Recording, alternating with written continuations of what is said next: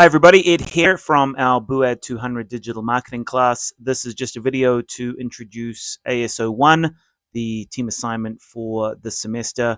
We've got two parts to it, AS01.1 and AS01.2, both done with the same teams.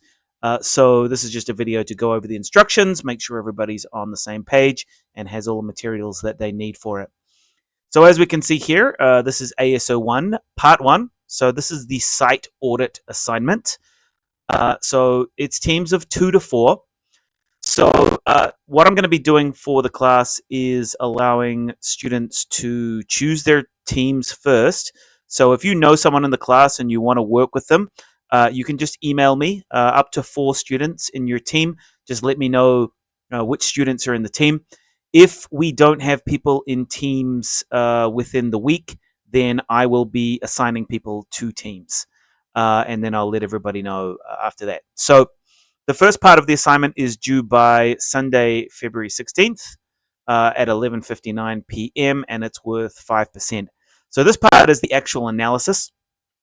And we are going to be narrowing down on a local company called Okanagan Skydive. So everybody can just jump onto Google and have a quick Google to search for OkanaganSkydive.com and have a look at their website. You'll see it's a pretty old website. It does need some updating. So what we're going to be doing is going over that website and seeing, where are areas that they are falling down and where are areas that we would recommend them to update. So the first few things that you need to do with this assignment is you need to do a company and industry overview. So you'll need to go in and look at the industry that Okanagan Skydive is in, look at the company itself, its background, its products, its services. What do you think their conversion goals, their vision and mission? Now, you may not be able to find that, but you should be able to glean a lot of information from their website. You want to have a look at their digital marketing channels, which ones they advertise.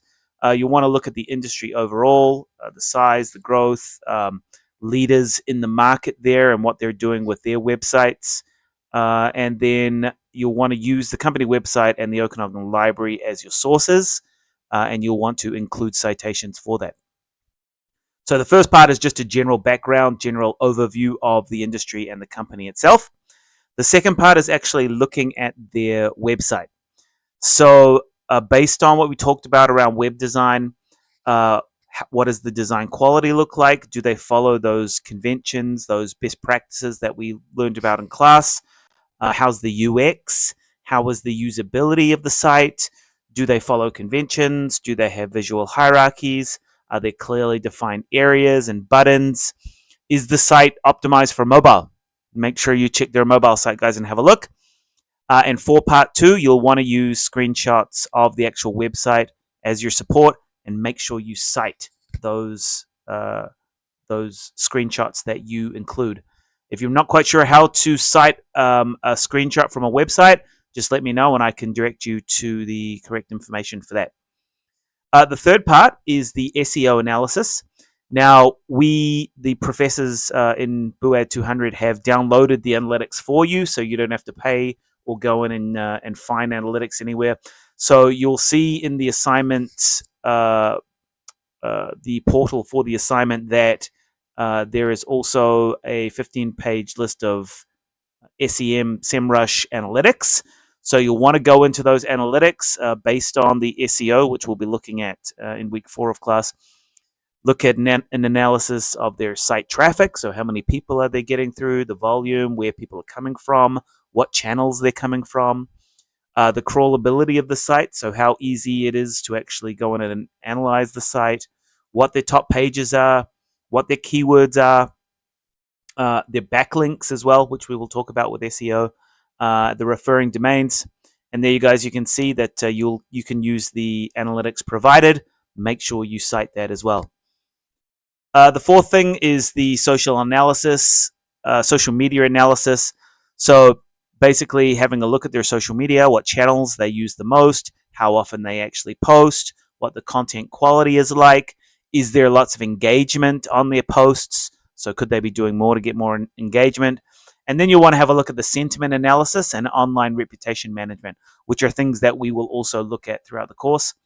There's a website, guys, there that you can use to help you find information about how people feel about the site, and that is socialsearcher.com.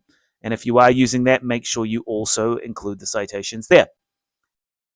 Just general notes about the assignment here. Make sure you divide it up evenly between your team members. Each section, we only want 1 or 2 pages per section. We don't want pages and pages and pages. If you've got screenshots or any visuals or graphs or tables or anything like that, that's not included in the 1 to 2 page word count there. Just basically your analysis and text within that would be part of the 1 to 2 pages. You'll need to include supports, at least 1 piece of support for each section. But if you're getting 2 to 3 pieces of support, that shows good depth of research. So that's what you should be aiming for. Make sure you include the screenshots from websites to help illustrate your points. And guys, you'll want to use APA citation for all of your sources. And then if you scroll down to the bottom here, guys, you'll see the rubric. This is the rubric I use across all my classes. It is worth 100 marks. So you can see there are 10 areas here worth 10 points each for a total of 100 marks. So in terms of your actual answers that you're giving, how relevant are those answers? So do you give the information that I've asked for? Do you explain that information in the reasoning section? In the depth section, how far beneath the surface have you gone? Is it all just superficial information, or have you actually searched and found some deeper information that maybe is not as superficial? For your evidence, there's three categories here for evidence with 30 points. So the relevance of your evidence, is it relevant to what you're talking about? Is it credible? So make sure, guys, we're using academic evidence. Use the Okanagan College Library. That's going to guarantee that the information that you're using is credible. And then depth. Again, we spoke about using 2 or 3 sources. That's going to give you good research depth there, or evidence depth. The last part is 4 sections, so 10 marks each for those, so 40 marks for your presentation. So how do you engage with your audience? Is it interesting to read? Is it interesting to follow? Are you focusing on the right things for your audience? Is it organized well? So do ideas flow well from one to another? Is it clear? So make sure you're using clear language. And then professionalism. Have you cited everything? Have you done spell checks, grammar checks? Is it professionally presented? If we gave this to a company, would a company be like, this is great, we love it? Or would they be like, this doesn't look very good? So, guys, these are the rubric areas here. Each of these are worth 10 marks for a total of 100 marks. And you can see what a good one looks like here in the green area and what a bad one might look like down here in the red area. So there we go. That is part 1 of the assignment. Part 2 is a follow-on from it. So using the same website, part 2 is going to be coming up with a digital strategy for the company. So essentially, you're going to be using the information that you found in part 1, and you are going to be creating a digital strategy. So a couple of things that we're going to be needing to do here. First thing is to create a user persona. So who is the target market that you are going after? Include things like demographics, psychographics, buying behavior, geographics, technographics.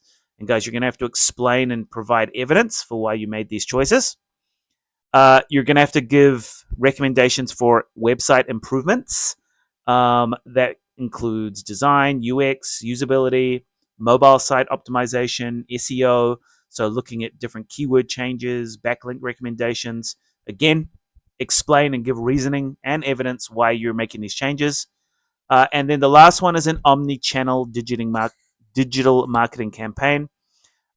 So what you're going to be doing here is creating an example of content that you're going to be posting on Instagram. So you're going to be creating an Instagram post.